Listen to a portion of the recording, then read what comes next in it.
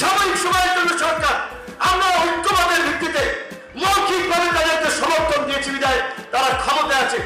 আজকে আমাদের সাথে আলাপ আলোচনা নাই, কোন রাজনৈতিক দল চলে না, গোপনে গোপনে তারা এই তথাকথিত মানবিক করিডোরের নামে এই যে অনেকদিন ধরে যে আলোচনাগুলো হচ্ছে মার্কিন যুক্তরাষ্ট্রের বারবাইট কিংবা এই যে রাখাইন রাজ্যকে কেন্দ্র করেছে ভৌগোলিক রাজনীতি, ভূ রাজনীতি আর একটা পূর্ব তিমুরের মতো খ্রিস্টান রাষ্ট্র করার যে চক্রান্ত, এখন তো মনে হচ্ছে সেই দিকেই আমরা যাচ্ছি।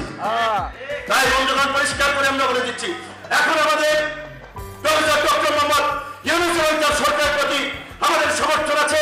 তারা অবশ্যই যে সমস্ত উপদেষ্টারা জুলাই স্পিরিটকে ধারণ করে না, গণ অভ্যুত্থানের আকাঙ্ক্ষাকে ধারণ করে না, আমরা তাদেরকে পরিবর্তনের আহ্বান জানাই। আজকে এই সরকারের উপদেষ্টা পরিষদে এমন উপদেষ্টারা আছে যারা গত 16 বছরে আওয়ামী লীগের সাথে আপোষ করে, আঘাত করে তাদের এনজিও, তাদের ব্যবসা বাণিজ্য সব চালিয়েছে। মার খেয়ে আমরা, রক্ত দিলাম আমরা, আমাদের স্ত্রীরা গর্ভবতী হয়ে রাস্তায় ঘুরে বেরিয়েছে স্বামীর জামিনের জন্য, গুম খুনের শিকার হয়ে পরিবারে আহাজারি। আজকে প্রত্যেকে সরকার হয়েছে, জেল থেকে বাইরে এলাম, বাইরের আগেই তো স্বাভাবিকভাবে যে একটা মানসিক ট্রমার মধ্যে ছিলাম।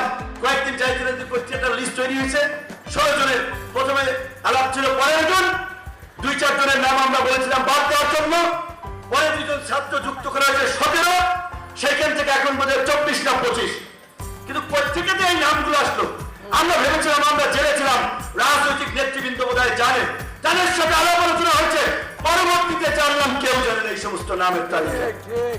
আজকে এই যে অন্ধকারে রাজনৈতিক নেতৃবৃন্দ সহ সকলকে অন্ধকারে রেখে একটা উপদেষ্টা পরিষদ গঠিত হয়েছে।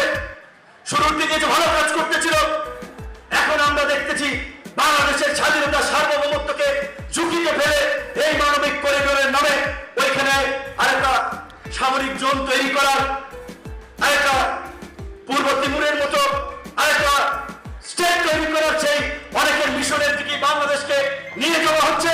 তাই আমরা এখান থেকে পরিষ্কারভাবে আমরা বলতে চাই, সরকার যদি এই করিডোর দেওয়ার সিদ্ধান্ত থেকে সরে না আসে, অনতিবিলম্বে এই যে গণ অধিকার পরিষদের শক্তির সাথে আজকে যারা নতুন করে যুক্ত হয়েছে, তাদের শক্তিতে আমরা যতটুকু বলিয়ান হয়েছি, এই শক্তি নিয়েই আগামীতে আমরা রাজপথে নামা হবে।